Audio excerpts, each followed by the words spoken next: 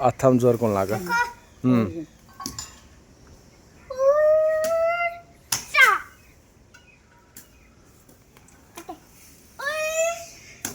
नागण नहीं मान रहे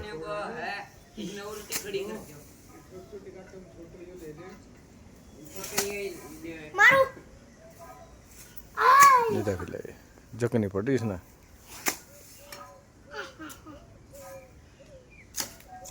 भारी नुकसान।